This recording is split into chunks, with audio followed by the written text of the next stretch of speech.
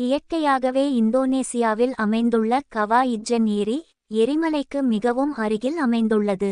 இங்குள்ள சல்பூரிக் வாயுக்கள் ஏரியை சுற்றியுள்ள பாறைகளில் பட்டு வெடிப்பதோடு அவை வெளிப்புற காற்றுடன் மோதும்போது எரிகின்றன.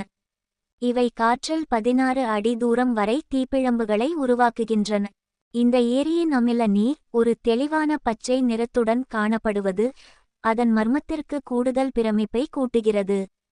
கனடாவின் கடுமையான குளிர்காலங்களில் ஆபிரகாம் ஏரி ஒரு அசாதாரண நிலப்பரப்பாக மாறுகிறது. இந்த ஏரி பனியால் உறைந்த பிறகு பனியின் கீழ் சிக்கிய மீத்தேன் வாயு அற்புதமான கோள வடிவ குமிழ்களை உருவாக்குகிறது. ஆனால் இந்த பனிக்குமிழ்கள் ஆபத்தான மற்றும் எரியக்கூடிய மீத்தேன் கட்டிகள் ஆகும். இது இந்த ஏரியை மிகவும் ஆபத்தானதாக மாற்றுகிறது. ஆஸ்திரேலியாவில் அமைந்துள்ள ஹில்லியர் ஏரி அல்லது இளஞ்சிவப்பு ஏரி இயற்கை அதிசயங்களுக்கு ஒரு சிறந்த எடுத்துக்காட்டாகும். இதன் பிரகாசமான இளஞ்சிவப்பு நீர் சுற்றியுள்ள நீல கடலுக்கு நடுவில் ஒரு முரண்பாடான செந்நிற நெருப்பு பகுதியாக தோன்றுகிறது. இதன் தனித்துவமான நிறத்தின் காரணமாக இதனை ஆய்வு செய்யும் விஞ்ஞானிகளுக்கே பல நூற்றாண்டுகளாக குழப்பத்தையே உண்டாக்கியிருக்கிறது. ஆனால் ஆய்வுகளில் கூறப்படும் கோட்பாடுகளின் மூலம் இந்த ஏரியின் நிறம் பாசி, பாக்டீரியா மற்றும் உப்பு ஆகியவற்றின் கலவையாக இருக்கலாம் என்று நம்பப்படுகிறது.